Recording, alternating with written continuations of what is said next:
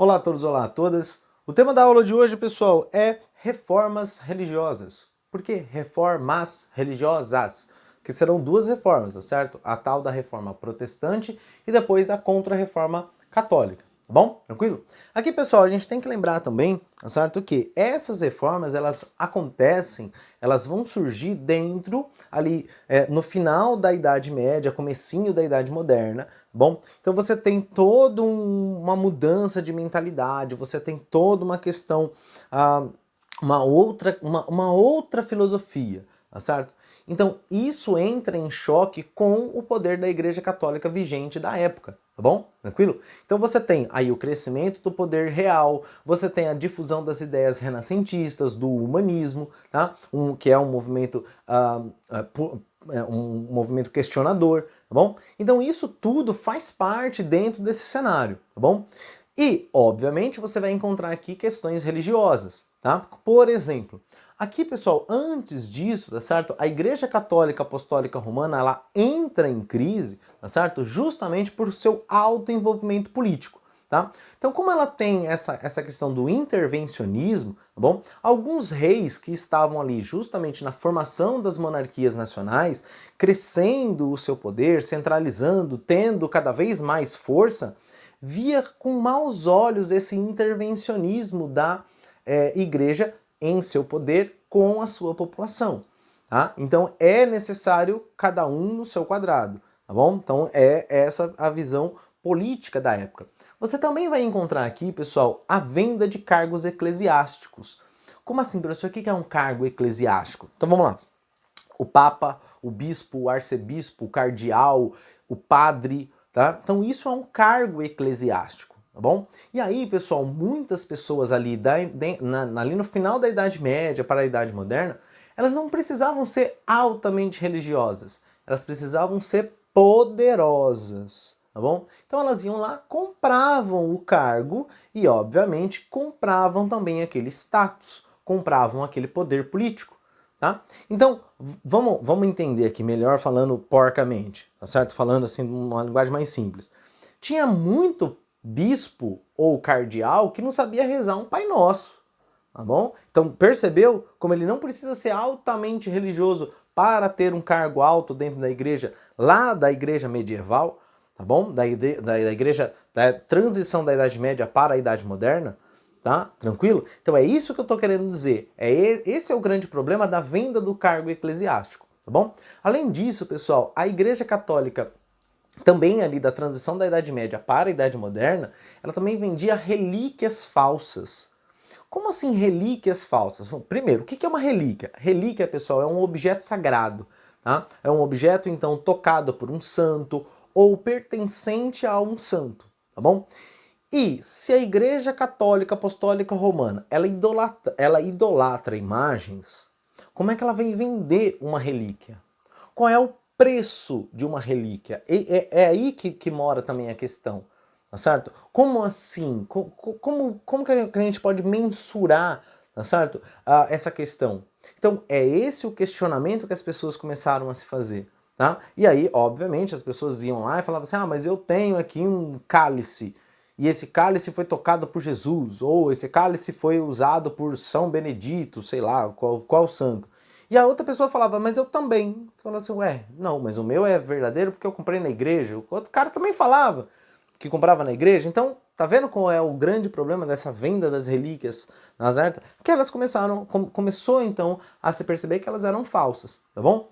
Uma outra questão, pessoal, são as mudanças culturais que nós já tínhamos comentado lá atrás, tá certo? A mudança, então, do parâmetro cultural das pessoas, tá bom? Tranquilo? E aqui, pessoal, mora o X da questão, a venda das indulgências. Essa venda das indulgências, pessoal, é a venda do perdão. É a venda, então, do perdão, da questão ali que você fez algo errado, ou se você doar para a igreja tal questão, você tem 100 anos de perdão. Você tem, então, caminho livre para o céu. Tá certo? Então essa é a questão das indulgências. As pessoas então começaram a se questionar por que dessa questão. Por que então, por que o perdão ele tem que ser comprado, ele não é merecido, ele não é conquistado, ele não vem através do arrependimento, tá bom? Tranquilo? Então é aí que moram essas questões, esses indagamentos, tá? Essa indagação, esses questionamentos, tá bom? Tranquilo? E aí, obviamente, nós vamos ter então a reforma protestante. Bom, reforma protestante por quê? Porque eles protestavam então contra aquele modelo vigente, tá? Contra então essas questões que a Igreja Católica impunha sobre as pessoas, bom? Então você vai ter outros caras precursores, tá bom? Mas aquele que ganha notoriedade, né, que dá o start, vamos dizer assim, a essas reformas protestantes, é o Martim Lutero, tá certo? Martim Lutero, pessoal, ele vai desenvolver então o luteranismo lá na Alemanha, se opondo então a Tetzel, tá certo? Que também promovia a venda de indulgências, tá bom? Que ganhava muito dinheiro ali nessas indulgências, tá certo? Ele vai desenvolver então aquilo que fica conhecido com as 95 teses, pessoal. 95 críticas ao comportamento da Igreja Católica vigente da época, tá? Lá da Igreja Católica medieval, da Igreja Católica do início da Idade Moderna que eu tô falando, tá bom? Aqui, pessoal, se desenrola então uma série de perseguições, uma série então de acusações contra o Martim Lutero, que óbvio vai buscar refúgio dentro dos palácios, vai buscar refúgio então dentro da nobreza, dentro da realeza alemã, tá bom? Da realeza germânica, desculpa, alemã não, porque a Alemanha ainda não existe. Tá certo? A Alemanha só vai existir lá na frente com a unificação alemã. Então, dentro da questão germânica. E aí, então, obviamente, pessoal, o Martim Lutero, ele se esconde, tá certo? Desenvolve ali, então, a sua religião, tá certo? A sua igreja. Ele traduz a Bíblia, porque aqui é importante também colocar, pessoal, que para Lutero, essa tradução da Bíblia ia gerar para as pessoas um conhecimento, porque a pessoa poderia ler a Bíblia, tá bom? Ela podia ter a sua própria interpretação das palavras, tá bom? Tranquilo? Obviamente aqui, pessoal, o Martim Lutero, ele busca então esse aparato, certo? Ele entra em confronto com a Igreja Católica, ele entra em confronto com o Papa, ele entra também em confronto com alguns nobres germânicos, tá? Mas ele alcança ali o seu objetivo, que é justamente de criar uma nova visão, que criar então uma nova igreja dentro dos cristãos. Um outro cara que vai também desenvolver uma outra religião, uma outra perspectiva, é João Calvino. João Calvino, pessoal, ele vai desenvolver a sua visão em diversos países ali da Europa, tá bom? Então, ele é muito ligado ali à Suíça e à França. Aliás, é dentro da França que tudo começa, tá? As primeiras críticas do João Calvino são na França. Tanto é que ele tem que fugir de lá, porque senão ele ia morrer, tá certo? Então, ele estava sendo perseguido, e aí ele, obviamente, foge, tá certo? Para continuar desenvolvendo a sua teoria, continuar desenvolvendo então a sua igreja, tá bom? Tranquilo? Aqui então, pessoal, ele condena a idolatria de imagens, ele condena então a idolatria da personificação do poder, tá certo? E ele ganha um forte apoio da burguesia. Até porque também aqui, pessoal, o Lutero, ele aceita o lucro, tá? A usura, tá? A Igreja Católica lá atrás, ela condenava a usura. E ele já aceitava a usura, ele falava assim, ó, beleza, você tá ganhando dinheiro, tá tranquilo, certo? Você não pode roubar, você não pode matar, você não pode fazer as outras questões, mas ganhar dinheiro você pode. Então é por isso que a burguesia, então, acaba adotando, tá certo? A religião calvinista, tá bom? Então olha só, os nobres, eles estão ligados lá com o Lutero, tá bom? Aqui agora já entrou uma outra classe social que é a burguesia, tá? Então ela se desvencilha ali da Igreja Católica Apostólica Romana e passa a se juntar à Igreja Calvinista, tá certo? Porque entende os seus interesses, tá bom? Uma outra igreja que vai surgir, pessoal, principalmente na Inglaterra, tá certo? Será o anglicanismo, tá? A Igreja Anglicana. Essa igreja anglicana, pessoal, ela vem então através do Henrique VIII. Henrique VIII, aqui tem uma história curiosa, pessoal. Henrique VIII, então, ele era casado, tá certo? Com a Catarina de Aragão, tá certo? E ele pede o divórcio. Na verdade, ele não pede, né? Ele comunica o divórcio. Porém, pessoal, aqui, vamos lá. Para quem já foi num casamento religioso, tá certo? Principalmente na Igreja Católica Apostólica Romana, ele vai falar um negócio seguinte, assim, que é mais ou menos o seguinte: o que Deus uniu, o homem não há de separar.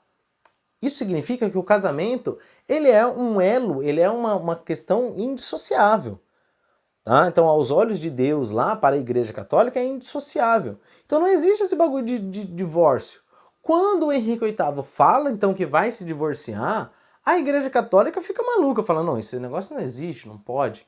E aí o Henrique VIII fala, mas eu não estou pedindo, eu estou comunicando que eu vou.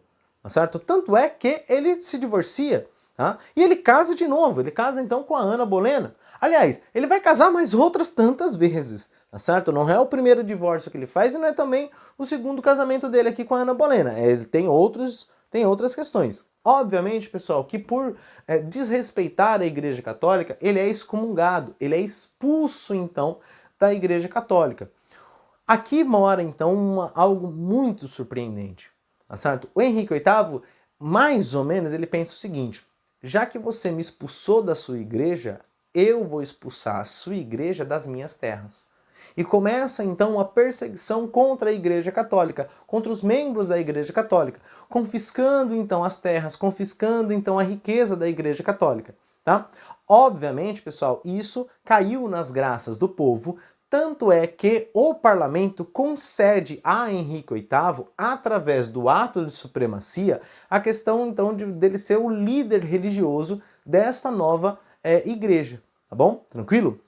Eu não entrarei, pessoal, nas questões religiosas, tá certo? O que cada um aceita, o que cada um faz, tá bom? Até porque o meu papel, ele não é um papel de teologia, tá bom? Eu quero aqui analisar as questões históricas, tá?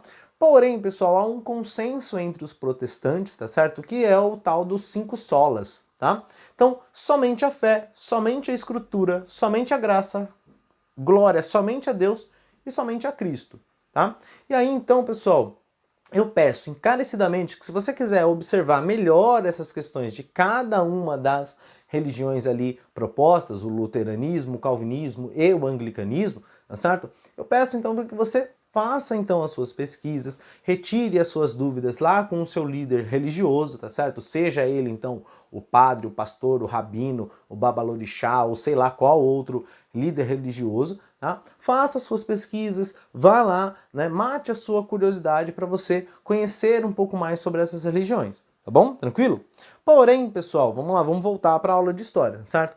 A Igreja Católica, percebendo então a diminuição do número de fiéis, percebendo então a diminuição do poder, percebendo então que as suas questões não estão nada legais, nada boas, tá certo? Promove então esse movimento conhecido então como a Contra-Reforma. Contra-Reforma protestante. Contra o luteranismo, contra o calvinismo, contra o anglicanismo, contra qualquer outro tipo de insurgência, tá bom? Aqui então, pessoal, dentro do Concílio de Trento, uma reunião da alta cúpula católica, tá? Que ocorre então entre os anos de 1545 até 1563, diversas decisões foram tomadas para reformular a Igreja Católica, tá? Por exemplo, agora você não pode comprar um cargo eclesiástico, agora você tem que conquistar, você tem que ir então galgando essa carreira, tá certo? Para chegar até determinado cargo, tá bom? Aliás, para você ser padre, você tem que passar pelo seminário, tá? Então você vai estudar para ser padre, tá bom? Uma outra questão aqui criada, pessoal, foi o Index, foi a lista então de livros proibidos. Grande parte desses livros, óbvio, eram livros renascentistas, eram livros então que promoviam então essa deturbação da mente das pessoas, né? Que as pessoas iriam se tornar questionadoras e etc, etc, vão questionar a Igreja Católica medieval e etc, etc. Então ela vai proibindo. Óbvio, pessoal, óbvio que a Igreja Católica de hoje é totalmente diferente, tá certo? A igreja é totalmente diferente. Estou falando da Igreja Católica medieval, tá? Do início da Idade Moderna. Isso tem que deixar bem claro, tá bom? Para vocês. Uma outra questão, pessoal, foi a volta da Inquisição, dos tribunais do Santo Ofício, tá? Que acabavam então julgando, condenando as pessoas, né, por heresia, por serem contrárias aos dogmas, às questões religiosas cristãs católicas, tá?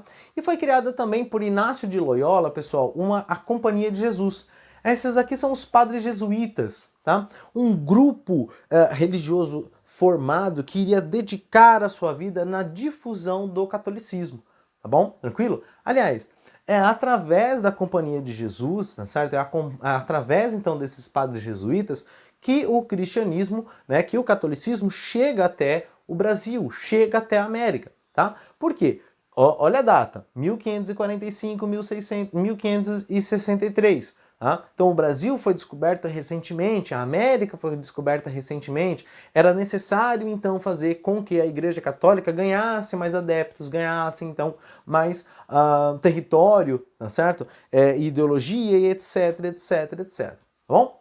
Então, pessoal, essa foi a aula de hoje, tá bom? Então, deixa aí nos comentários, tá, suas dúvidas, as suas indagações, tá certo? No âmbito político, econômico e social, tá certo? E peço mais uma vez que no âmbito religioso, pessoal, procure lá o seu líder religioso para tirar as suas dúvidas, tá bom? Então, mais qualquer dúvida, qualquer questão, deixa aqui nos comentários que eu entro com o mais rápido possível em contato com vocês, tá bom? Até mais, falou!